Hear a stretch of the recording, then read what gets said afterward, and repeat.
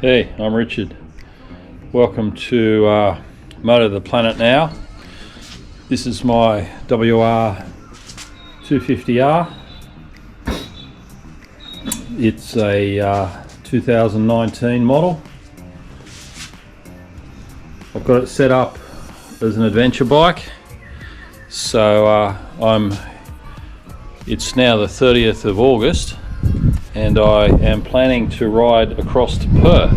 So it's Sydney, Perth basically, at about 3,900 kilometres each way, plus all the rest of it. So it's probably going to be about 4,200 to 300 kilometres each way. So what have I done to the bike to get it ready? Okay, well I haven't done them all. Some of the things were on it when I bought it. It had about 5,500 kilometres on it.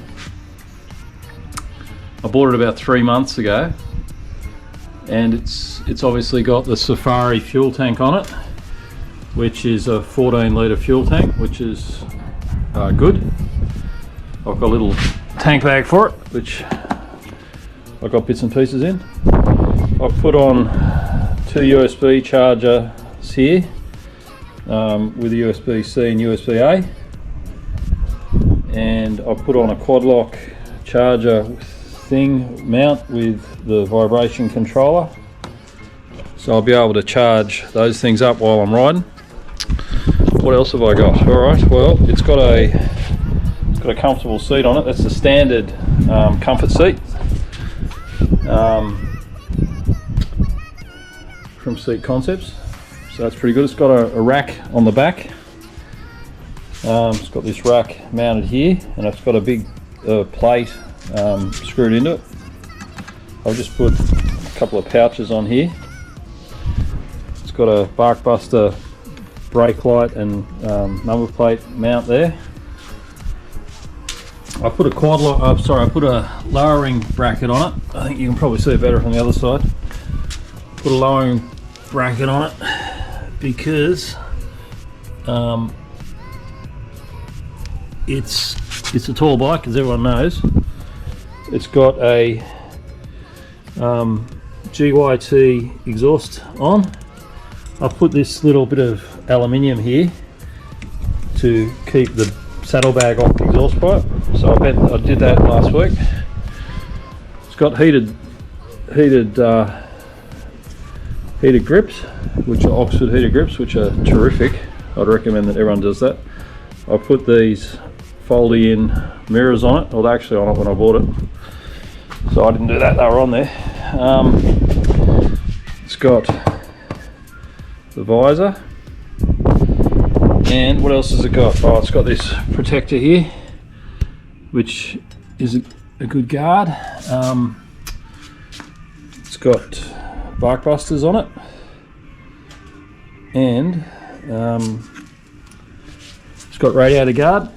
So I'm going to be riding across the Nullarbor to get to Western Australia, and it's got a Barkbuster plate. So it's got all these things on it, which is pretty good. It's got a bit of a sticker kit on it, which is pretty nice. So yeah, so I've wired all this stuff in. Oh, I put this headlight on. This looks like it's a headlight off a WR. I replaced this whole shroud here with this headlight. It's an LED headlight, so it replaced the standard incandescent light. So the LED light is fantastic. It lights up the road like it's daytime, which is, I think, it's essential. There's nothing worse on these bikes than having lights that you just can't see where you're going. So that's one of the first things that I'd recommend you do, is get yourself some decent lighting, either some additional lights on the side or an LED light. So if you're modifying or having a look at the WR250R, that would be something I would do. But to do it,